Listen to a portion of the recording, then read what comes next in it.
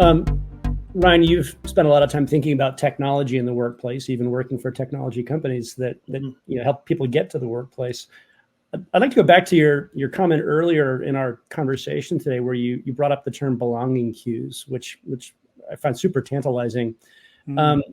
I can relate to belonging cues in terms of the design of the physical office, such that when I arrive, when I'm mandated to do so Monday to Friday, I can find the place, or elements of it will draw me in. I'll have a visceral sense of belonging from what I see as I prospect visually across the workplace.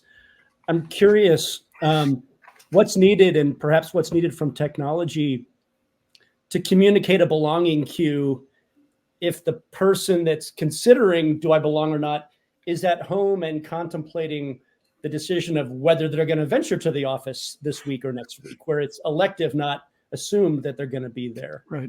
Is there a job to be done, or a problem to solve there in terms of technology fix? Oh, I'm like Tim Gunn, edit. I could talk about this for hours because it's been so much of my career. So I'll just land on a couple of basic principles.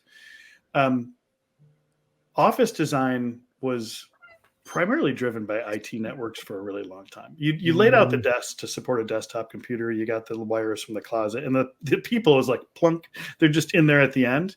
There's still a mindset among too many folks in the real estate, AV, interior design world that you design the space, you place the technology, and then someone comes along. The better mindset is we're all mobile. The work is digitized. Like, forget about remote. All of our work increasingly is becoming virtualized. It's dematerialized. Not everything, but most of it. And so we travel through these spaces with what's in our pockets, backpacks, purses, and we have to be able to take those tools out and instantly have them be supported. And so what that means is make the spaces intuitive, design a space asking the question, what are people doing with their technology here? Like, oh, we've gone to Miro instead of using physical whiteboards. Can they use it in a room? Sure, but you're going to need a bigger display because that content's really detailed. And you're probably going to need the ability to have people array around it differently. It's all about those use patterns. And I'll say very specifically, I'm asked so often about hybrid meeting rooms, which when I ask, like, what's a hybrid meeting room? Well, that's a meeting room where not everyone's in the meeting in the room. Well, that's just a meeting room. We did a project with the head of user experience at Microsoft pre-pandemic that laid out a series of principles around creating better spaces that I find to be equally true today. It's simple things. Don't have people all sitting shoulder to shoulder staring at a screen because they might want to look at each other. Likewise, don't have the remote participant looking down a bowling alley of people that are all staring at each other. Like, we like guitar pick or trapezoid or other tables that allow people to make equal eye contact with remote and co-located folks.